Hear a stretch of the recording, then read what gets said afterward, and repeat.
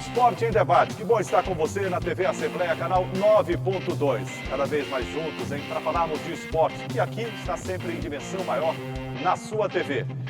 E olha só, gente, no Esporte em Debate de hoje, você não pode perder, hein? Você vai ver as atividades do voleibol maranhense em tempos de pandemia. Você vai ver ainda a revitalização dos parques de esportes com a volta gradual dos exercícios físicos. E mais, o Sampaio Corrêa vence o CSA na Série B do Campeonato Brasileiro. E o Motoclube conquista a primeira vitória no Campeonato Brasileiro da Série B. Os detalhes, segura aí que daqui a pouco a gente volta.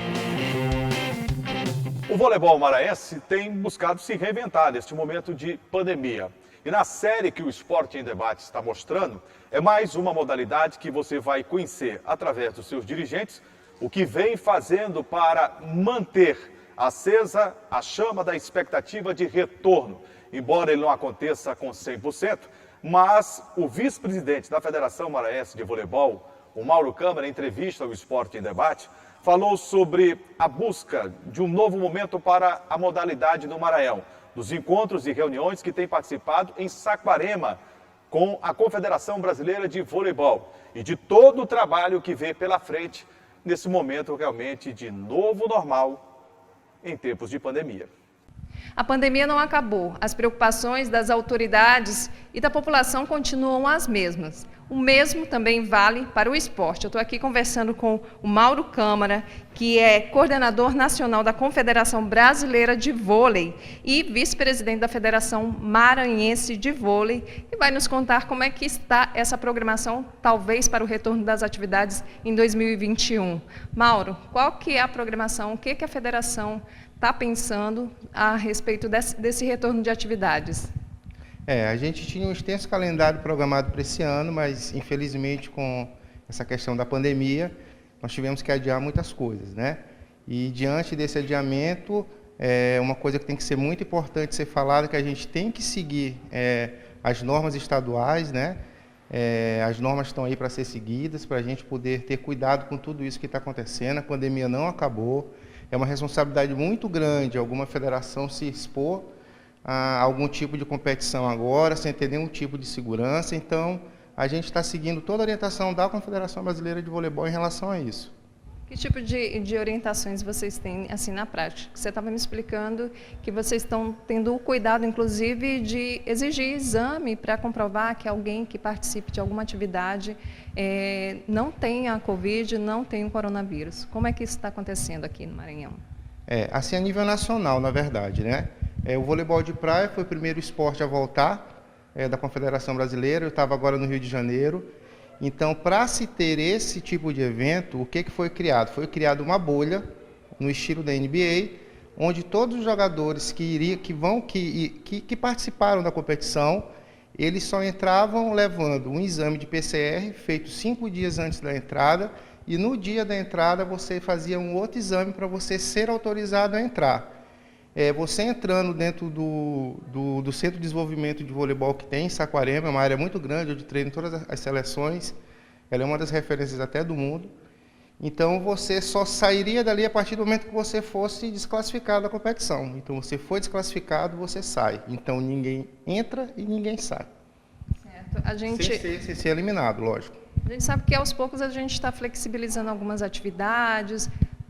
Como esportista, qual a orientação que você tem a dar para as pessoas que estão acompanhando essa entrevista? Eu particularmente também sou professor de educação física e eu vejo isso com um pouco de medo. Estou vendo algumas coisas na televisão, muitas atividades, muitas pessoas expostas, e a gente não pode esquecer que isso não acabou. A gente realmente só vai estar livre, vai estar seguro para algum tipo de coisa relacionada a público, lógico, dentro dos decretos estaduais, mas principalmente quando a gente tiver vacina, porque antes disso, tudo que for feito, infelizmente, é muito arriscado.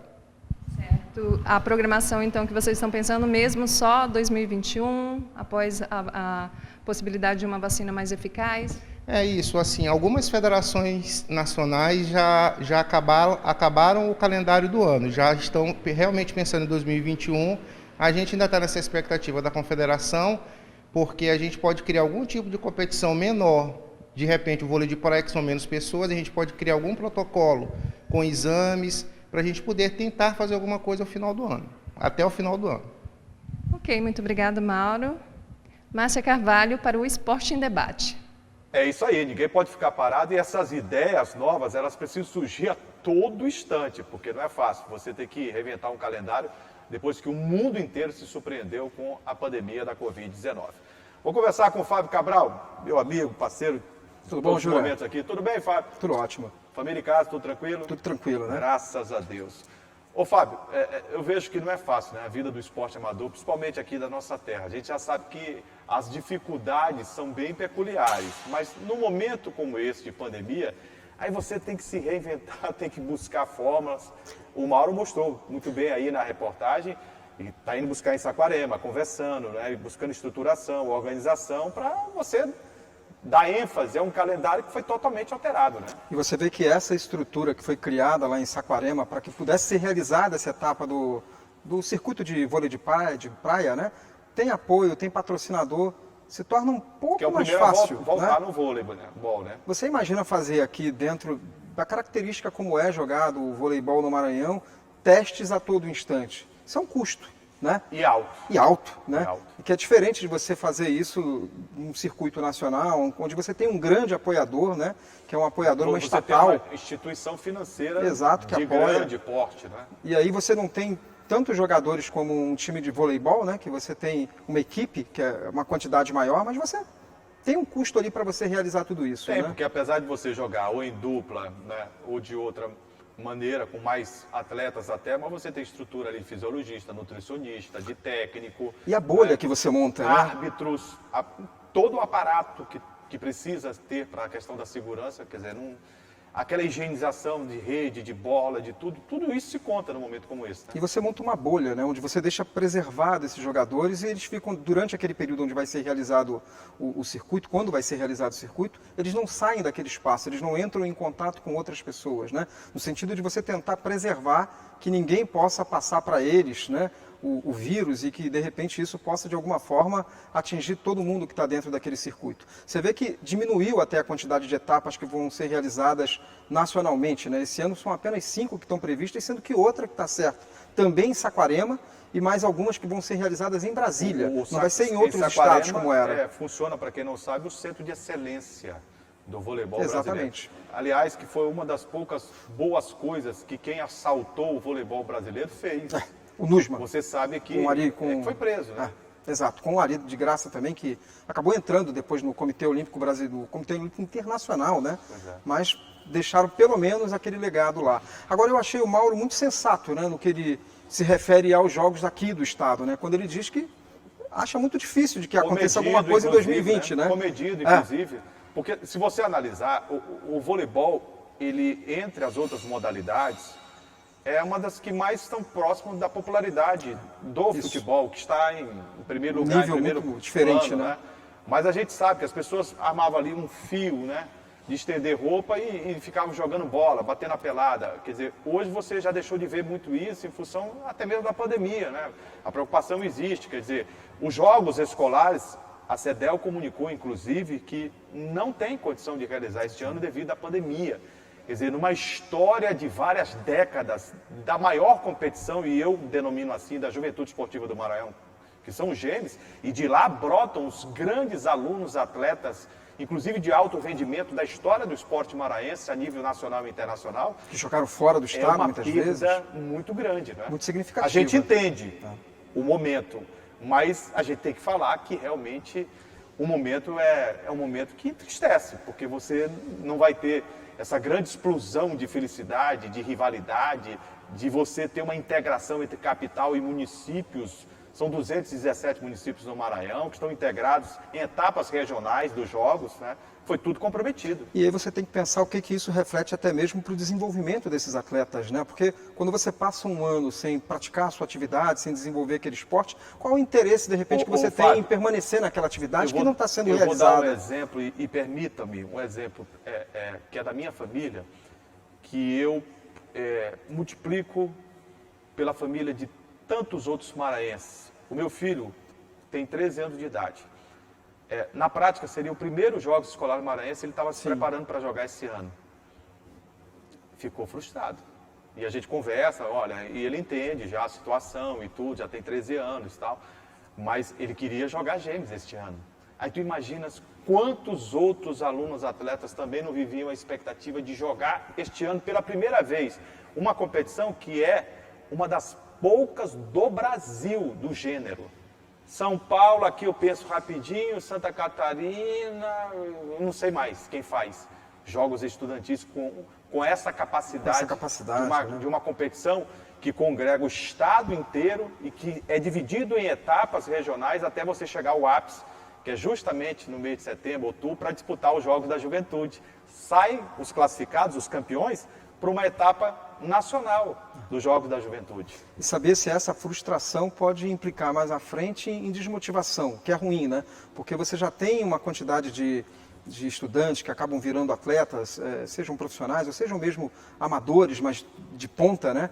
Que tem essa continuidade que muitas vezes serve como um incentivo para eles, né? E que de repente você dá uma parada, dá um ano, você acaba criando uma outra perspectiva, uma outra preferência de fazer outra coisa e de repente isso, mais à frente, a gente pode ter uma desmotivação de alguns candidatos aí. Eu não saberia nem como medir quanto cada modalidade acabaria perdendo. Você traz uma reflexão muito macro da coisa, é muito maior do que a gente pode imaginar. Quer dizer, essa criança que tem vocação, habilidades para jogar uma determinada modalidade, e essa modalidade não está podendo jogar. E outra já pode. Por exemplo, a gente pode citar o xadrez, a gente entrevistou aqui o Nicolau e disse, olha, é um momento que a gente já vivia e passou a ter mais ênfase e intensidade. Será que alguns não vão deixar outras modalidades e passar a disputar outras em virtude do momento? Até os esportes eletrônicos, né? Que é uma modalidade que vem crescendo muito nos últimos anos. E nesse momento, principalmente. Nesse momento, principalmente, que as pessoas jogam com os amigos, né? Você está dentro da sua casa jogando com outros. De forma macro, né? E ver mais à frente como é que vai ser o resultado disso. É verdade. Depois do intervalo, destaque do Esporte em Debate para a volta, a revitalização e os novos parques esportivos, os que eles trouxeram na ilha de São Luís. A volta gradual da prática esportiva e exercícios físicos também. Segura aí que daqui a pouco a gente volta.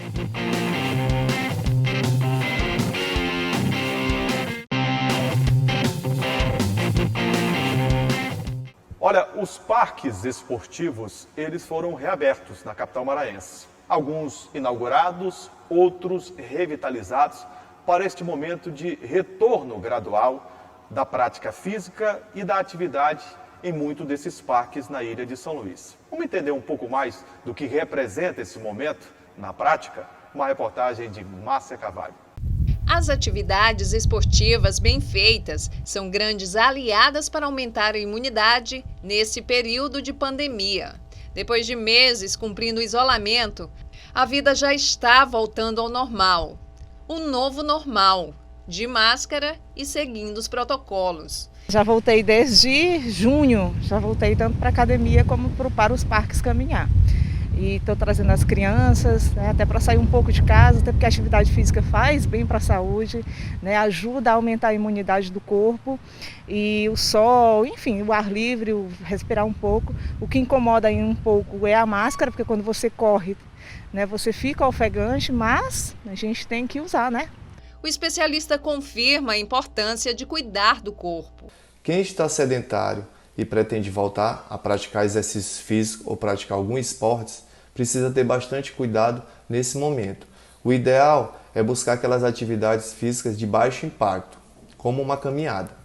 Como você está há bastante tempo inativo, essa atividade ela vai lhe proporcionar um melhor condicionamento físico, não vai sobrecarregar as suas articulações e vai melhorar todo o seu fortalecimento muscular. Após 99 dias seguidos de queda na taxa de contaminação pelo novo coronavírus no Maranhão, o governo do estado anunciou a liberação das quadras poliesportivas no Parque do Itapiracó e também no Parque do Rangedor. Apesar da liberação das quadras, os ludovicenses ainda não voltaram a ter frequência nas práticas esportivas conjuntas. Um reflexo da pandemia que aos poucos vai mudando com a redução do número de casos da Covid-19 e também com a flexibilização das normas. Graças a Deus, agora com o melhoramento da situação de saúde da população, nós estamos conseguindo retornar à nossa vida normal. Ainda devagar, com pouca luta, mas estamos chegando lá. Segundo dados da Secretaria de Estado da Saúde, o Maranhão ultrapassou 170 mil casos e 3.700 óbitos pelo novo coronavírus. O número de recuperados pela doença alcançou a marca de 160 mil pessoas. A expectativa é positiva. Dá para cuidar da saúde, só não pode esquecer de manter os protocolos. Eu acho que é um momento que a cidade vive muito oportuno, Fábio, porque a doença, né, colocou todo mundo dentro de casa, obrigatoriamente. Houve o distanciamento social, houve o isolamento, nós tivemos o lockdown, nossa cidade foi a primeira, inclusive, do Brasil. E à medida em que esses parques são revitalizados e entregues, e você tem já, por orientação inclusive de especialistas aqui no Maranhão, do Brasil e do mundo, só não fique parado não, vá fazer uma atividade física. Quer dizer, quem já fazia, eu acho que deu mais ênfase. E quem não fazia, passou a fazer. Porque a gente tem olhado, eu tenho observado, aos finais de semana, por exemplo, tem muita gente. A Márcia até falava, né, de quase 100 dias que a maioria desses parques estava fechado, né, para as atividades, né? Então, assim, por causa da pandemia. Por conta da pandemia, obviamente.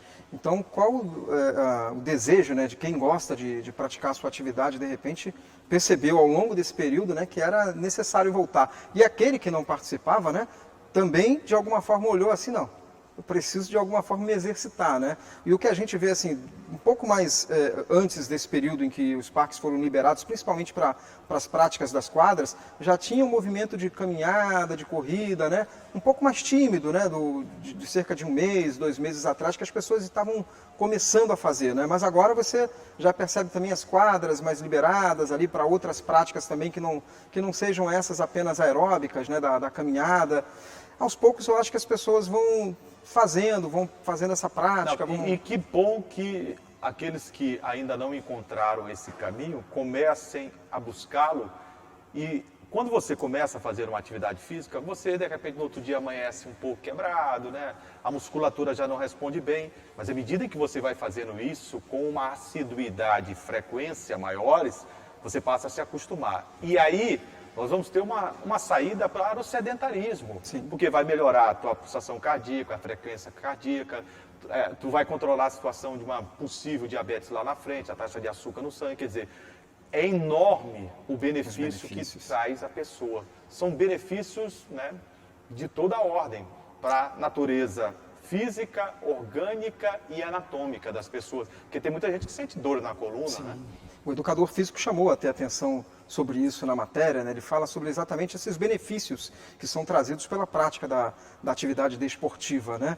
Então, considero que isso é fundamental, estabelecer como rotina, né? Eu acho que o mais difícil é como você frisou, quando a pessoa está começando, você muitas vezes está quebrando aquela sua resistência de músculo, do corpo mesmo, a dificuldade é muito maior de você iniciar uma atividade física, né? Mas à medida que você inicia, à medida que você vai incorporando isso dentro da sua rotina, 1 semana, 2 semanas, o seu corpo também vai pedindo para que aquilo tenha uma continuidade, né?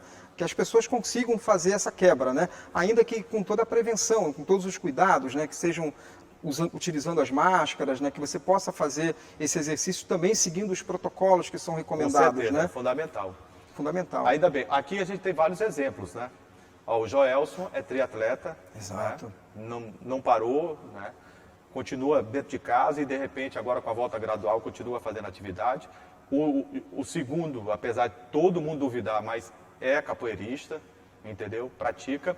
E o Gleidson aqui, você vê que ele está com a mão esquerda avariada. O quê? O UFC? Boliche. Ele joga muito boliche, o Gleidson. Está até com a mão esquerda avariada, entendeu? Muitos atletas aqui, Muitos né? atletas nós temos. A Márcia Maceira jogou basquete. Aí você vai dizer, não jogou. Não, porque ela é armadora. Não é o tamanho que importa. Sim, ela foi armadora, a Márcia Maceira. A gente teve grandes jogadoras que aqui também não tinham uma estatura muito elevada, né? Mas que chegaram a jogar Como a Eli, na seleção brasileira de cadete cadete apresentadora também. do telejornal. Jogou vôlei. Jogou vôlei, né? Só esqueceu de crescer, mas jogou. Estou brincando, Eli, pelo amor de Deus. Tudo brincadeira. Depois do intervalo, O destaque vai para o futebol maranhense. O Sampaio vence e se aproxima da saída da zona do terror. E o Motoclube, o Papão do Norte, depois que demitiu o técnico, conseguiu a primeira vitória na Série D do Campeonato Brasileiro. Gente, é muito rápido. Segura aí que a gente volta já.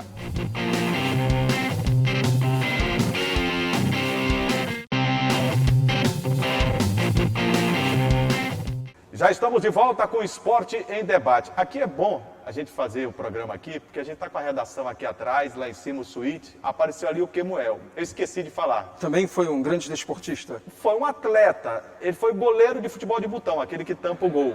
Não passava nada, Fábio. A bolinha não Não, entrava. de maneira não fazia gol de jeito nenhum.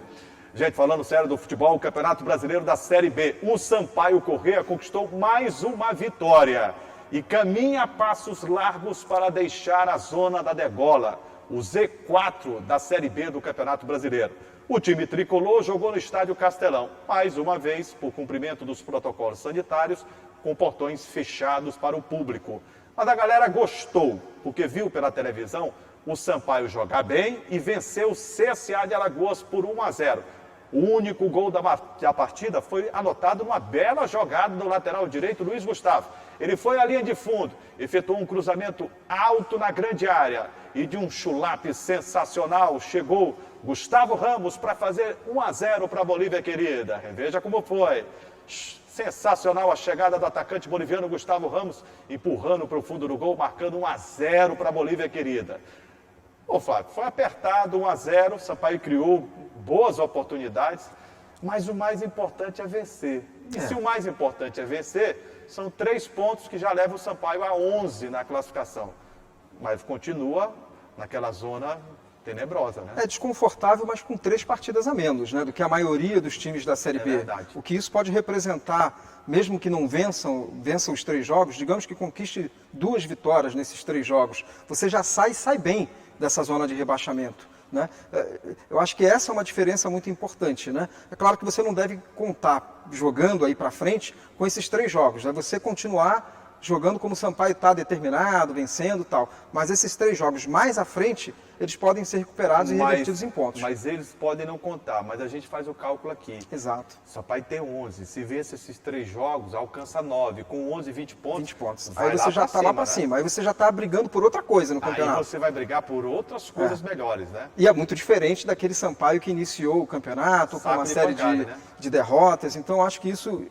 E o que é mais positivo nessa partida contra o CSA Agora, com detalhe, é que a equipe jogou bem. Né? O Gregório Dantas, que está fazendo aquele curso, né, de pai agora e tal, ele sempre dizia aqui, o Greg, que, olha, o Sampaio, eu sei que a torcida vai achar ruim, mas o Sampaio vinha jogando bem. É verdade. Vinha perdendo. Era verdade. É verdade. O Greg sempre fez questão de falar isso, né? A gente até brincava, às vezes, na redação com ele. Poxa, Greg, jogou como nunca e perdeu como sempre nos primeiros jogos do, Só para encher o do saco Sampaio. dele. Exato. Mas ele sempre ressaltava isso nos primeiros jogos, de que o Sampaio perdia as partidas, mas o Sampaio jogava bem. Tinha chances até de abrir o placar em alguns jogos, de garantir a vitória, mas acabava no final do jogo se enrolando, perdendo as partidas por pênaltis, muitas vezes cometidos de forma infantil, né, pela defesa tricolor, o que mudou, né? Essa realidade dos primeiros jogos, como a gente já avaliou em outros programas, por uma série de circunstâncias, A Covid mudou. atrapalhou Exato. muito, Fábio. E a gente Covid foi muito severa com o Sampaio. E a gente percebe nesse jogo contra o CSA que apesar que o Sampaio jogou bem, não foi um jogo tão fácil, melhorou muito depois que o CSA teve um jogador expulso, mas o Sampaio foi bem. Né? Foi bem. E um dos responsáveis por esse novo momento do Sampaio Corrêa na competição é o zagueiro Joécio, pernambucano, que voltou e voltou muito bem. Vamos ouvir o que ele diz sobre mais um resultado positivo do Sampaio? Primeiro tempo a gente fez um jogo equilibrado. A equipe até foi bem, teve a posse de bola ali, procurou o jogo. Sabemos que não ia ser fácil, a equipe pressionou bastante, a gente ali atrás conseguiu fazer o gol, foi importante sair na frente, com essa tranquilidade. E o comandante Léo Condé, ele faz ponderações importantes, mesmo com o resultado de vitória do Sampaio sobre o CSA. Competição muito difícil, muito equilibrada. A gente pega os times aí, vê a tabela, os times de baixo brigando, ganhando os times que estão na ponta da tabela. Nós jogamos com o Guarani lá, jogamos demais, empatamos todo mundo. O time do Guarani, isso aqui vai, empata com o América Mineiro.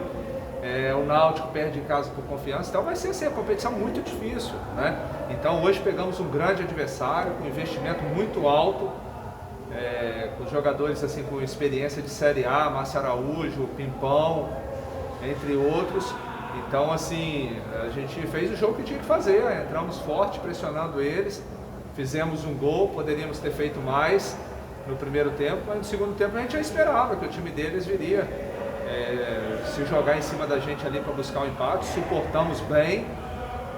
O desgaste nosso também tem sido elevado, até porque a gente está somando também as finais do campeonato estadual do Maranhense, então a nossa equipe sentiu um pouco também na reta final ali o cansaço e o desgaste dessa quantidade de jogos que a gente vem fazendo, mas vitória importantíssima contra um grande adversário. O Condé, ele é muito comedido naquilo que fala, e eu vejo o Condé com um equilíbrio muito grande, como um treinador deve agir. Não tem euforia no momento de vitória e conquista, como houve do Campeonato Maranhense, e não tem terra arrasada no momento de derrota. A gente via sempre ele dizer, meu time jogou bem, meu time buscou resultado, está faltando a gente dar um ajuste, algumas peças eu ter à disposição, e ficou bem claro isso. O tempo é o senhor do destino, o tempo nos mostra realidades e que às vezes a nossa retina não consegue abstrair do seu momento ali, para a gente ter uma análise mais apurada. Né? Quando a gente olha muito para aquele jogo, para aquela partida, sem olhar todas essas condições que a gente já vem falando há algum tempo, que o Condé também batia muito nisso, você acaba tendo uma análise muito superficial das coisas, né? Você acaba tendo uma análise pontual, factual. Então você entender esse contexto todo, ele é importante para você não perder de foco aquilo que é sua meta dentro do campeonato, né?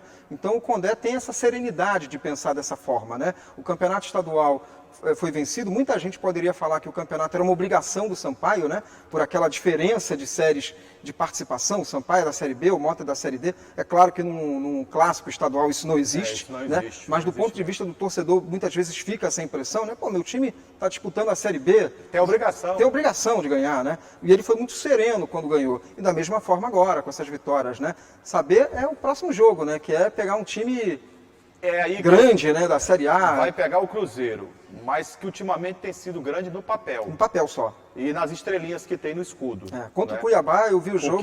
Foi sofrível. Foi sofrível. Foi sofrível. Então, na realidade, o Sampaio vem jogando mais bola que o Cruzeiro.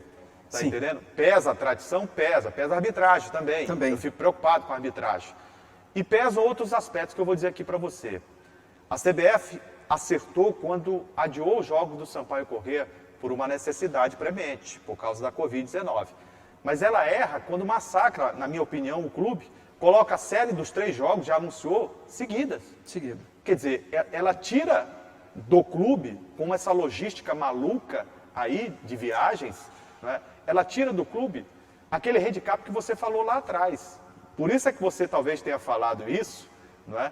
Olha, é bom não contar com esses 3 jogos, faz de conta e tal, porque o Sampaio vai enfrentar uma maratona de jogos aí. E é diferente de um clube de Série A, né, Juraci? Que você tem um elenco muito mais recheado, um elenco muito maior. É difícil para o Sampaio também fazer um elenco de 30, 40 jogadores em que você possa... Do mesmo nível. em que você possa trocar, né? Então você vai desgastar mais jogadores, certamente, durante essas partidas. Vamos fazer esse cálculo rapidinho para o torcedor entender?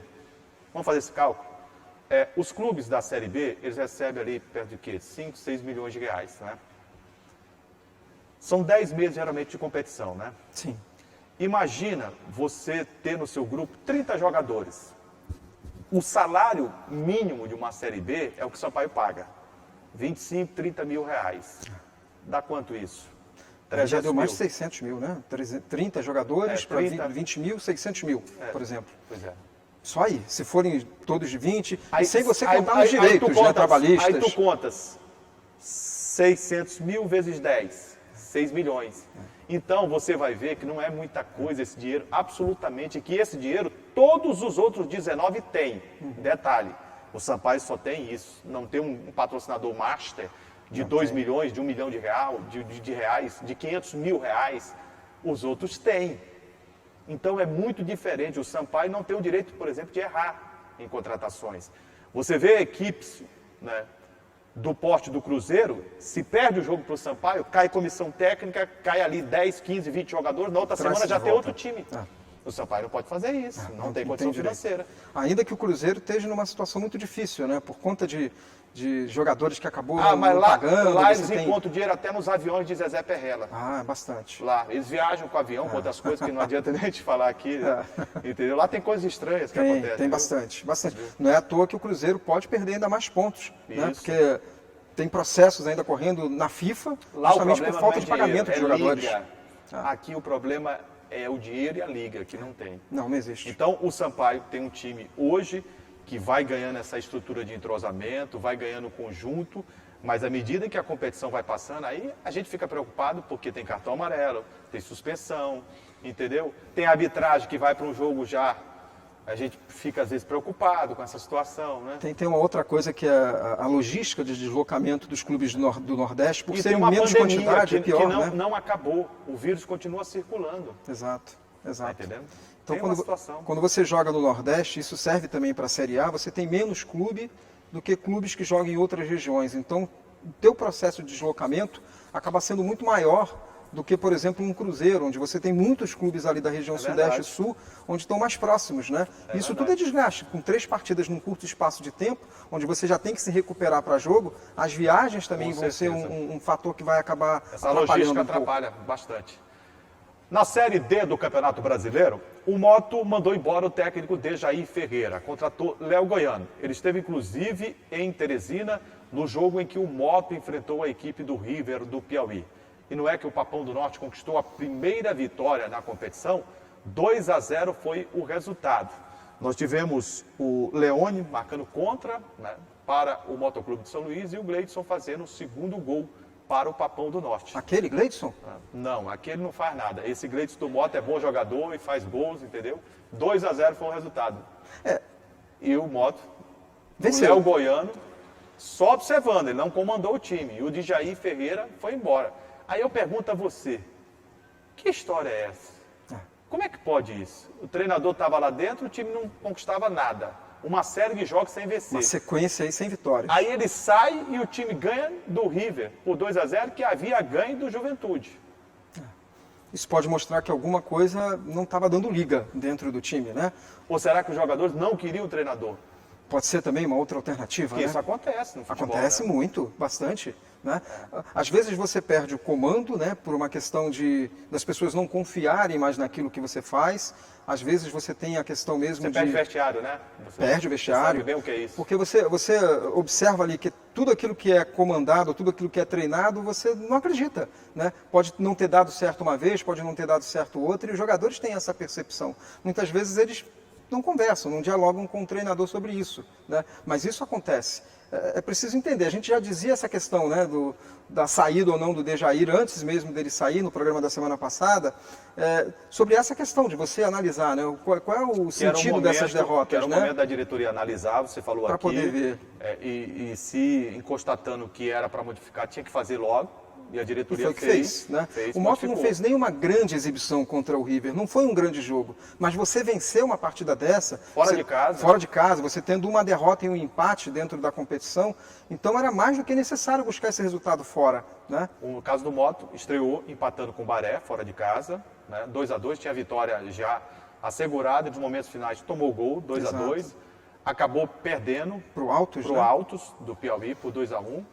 E ganhou o River por 2-0. Agora enfrenta, nesta quinta-feira, o Sinop, no Nilzinho Santos, às 3h30 da tarde. Pois é, acho que tem condição de também vencer mais uma partida. Aí estreia o Léo Goiano, que foi, observou, e agora fez já tem anotações, ideia, né? Conversou com a diretoria, sabe da real necessidade do clube, sabe da real situação em que o Moto se encontra, porque essa Série D é bico seco, não tem absolutamente nada, você não recebe nada. E não tem público no estádio, por causa da pandemia, o Moto fica numa situação financeira também.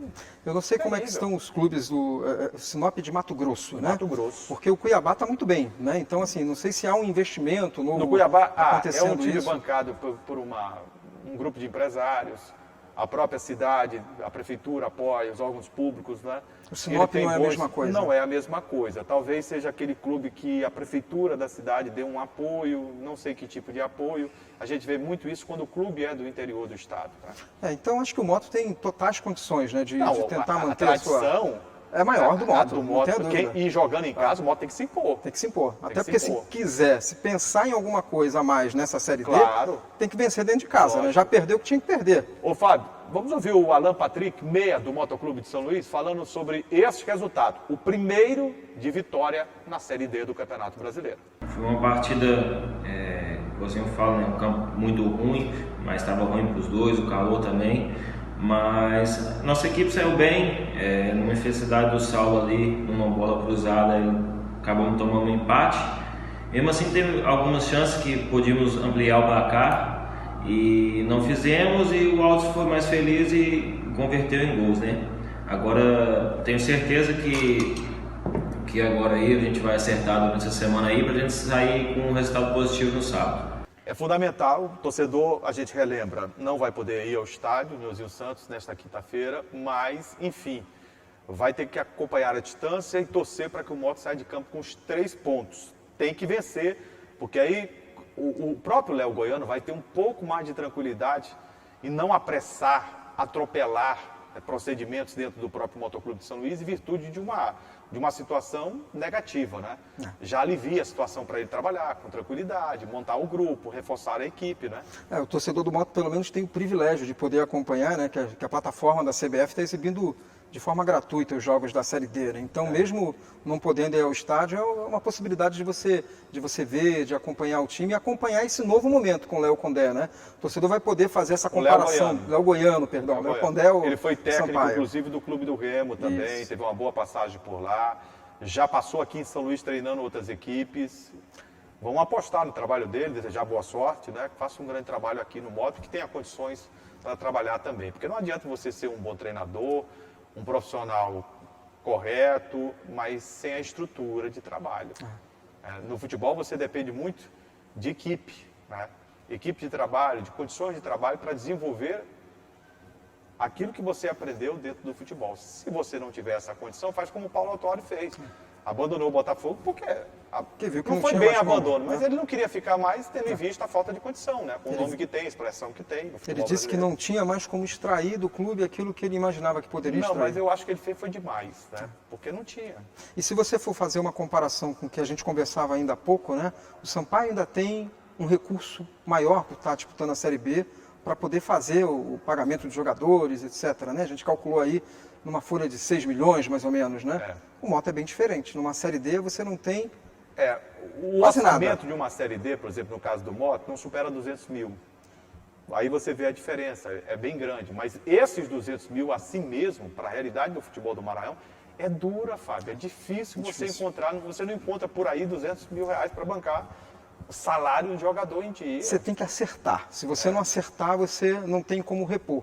Ou então você vai criar um endividamento do clube muito grande, né? É um recurso que você tem limítrofe ali para você acertar a condição de formar um time. O Fábio, a gente está falando do Moto, graças a Deus o Moto se recuperou, mas a gente tem a situação do Imperatriz complicada, né? Perdeu de novo. Outra vez. Perdeu para o Manaus, fora de casa, 1-0. Já joga nesta quinta-feira, enfrenta o 13, um daqueles jogos em que o Imperatriz estava com Covid, lembra, jogadores e tal, não pôde atuar. A CBF marcou. E vai ser agora, lá na Paraíba, neste meio de semana. Complicado. Está complicado. Imperatriz na última posição do grupo. Se não mudar, se não houver uma mudança maior, que eu acho que nesse momento é até difícil. É muito complicado, porque ele chegou aos 9 jogos sem vencer. Sem vencer. E agora ter que vencer. Que agora é outra metade do campeonato, praticamente, né? Tem que vencer a partir de agora, os jogos. E é lamentável, assim, porque você conquistar uma Série C, ou conquistar o acesso à Série C, não é fácil para um clube como o Imperatriz. Perder uma vaga como essa vai doer muito bastante. difícil, vai doer, porque vai ser difícil recuperar, né? É claro, vai jogar ainda a Série D, por conta de que vai, digamos, né? Desce, a gente espera que não, mas desce, mas vai ter que de novo se recolocar em campeonatos estaduais. Tomara que encontre seu caminho agora, nesse retorno da Série C. Mas é uma situação muito difícil, porque vai ter que fazer 100% diferente do que ele deixou de fazer no primeiro turno. Quer dizer, tem que mudar e mudar muito. O não Esteban sinaliza Soares, nenhuma mudança, né? Não, tem um técnico de renome, mas é aquilo que eu lhe falei. Não adianta você ter um técnico de renome nacional como é o Esteban Soares, que treinou o Palmeiras, treinou grandes equipes do futebol brasileiro, o Imperatriz é grande, sim, mas não tem material humano suficiente. Com qualidade. Com qualidade. O Imperatriz vai ter que ir no coração agora para tentar mudar, mas está Tomara muito que difícil. consiga. Outro resultado negativo, e já começa a preocupar para os próximos jogos, é o Juventude. Que começou bem, né? Começou bem, mas de repente acaba perdendo jogos, perdeu para o Altos agora por 2-1 também. O Juventude, até quando estreou, fez diferente do Moto, né? Que conseguiu um empate. O Juventude estreou ganhando na Série D, né? A gente até tinha uma expectativa pela campanha final que fez também no Campeonato Estadual, de que pudesse ser uma boa surpresa. Só que aí já vem de 2 resultados que não foram nada bons, né? E de repente agora vai ter que começar a vencer, se quiser também ter alguma esperança de dar continuidade aí nas outras fases da Série D, senão vai ficando cada vez mais difícil. Olha, toda segunda-feira a gente tem um encontro marcado aqui na TV Assembleia, canal 9.2, na TVN, canal 17, segunda às 8 horas da noite, e na terça a reprise dos programas em 2 horários, às 7h30 e às 2h30 da tarde. Fábio, obrigado pela participação de sempre aqui. Muito obrigado. Jura. Prazer demais conversar com você sobre esporte, bater esse papo aqui, mostrar a realidade do nosso esporte. E, é claro, torcendo para que clubes e entidades esportivas amadoras elas possam se fortalecer e buscar cada dia melhores dias. Né? E que essa semana seja uma semana boa aí para os times maranhenses e que a gente já comece a vislumbrar outras possibilidades de práticas esportivas nas modalidades que a gente vem mostrando. Júlio, obrigado. Gradual. Gente, e a sua participação para nós é fundamental. Está aparecendo aqui no seu vídeo, os canais de interação, o site da TV Assembleia, o WhatsApp também aparecendo na sua tela para que você possa mandar uma mensagem falando sobre o programa, para você mandar alguma sugestão de pauta. A gente está à sua disposição aqui na TV Assembleia, canal 9.2. O nosso muito obrigado a todos os profissionais, o carinho de sempre, ao lado do Fábio Cabral. A gente abraça toda a equipe aqui, obrigado pelo trabalho. Estaremos de volta na próxima semana. Um grande abraço, fique com Deus e até lá.